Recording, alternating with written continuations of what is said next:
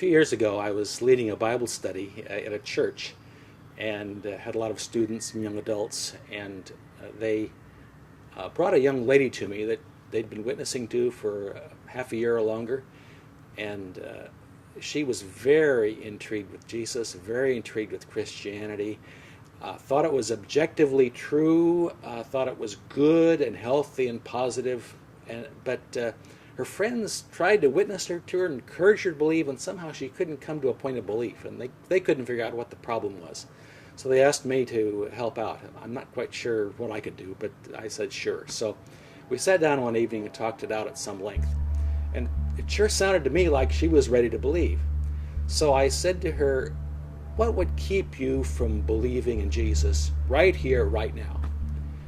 And she sat back and she thought, and she said, well, I've been worshiping a certain spirit ever since I was very young, and we've become very good friends.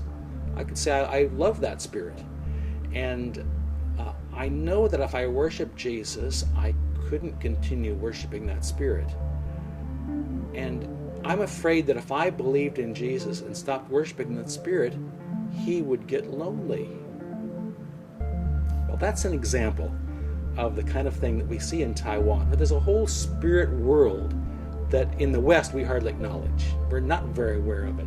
But for Taiwan people, the spirit world is a living reality, and we have to include that reality in talking about the gospel with people.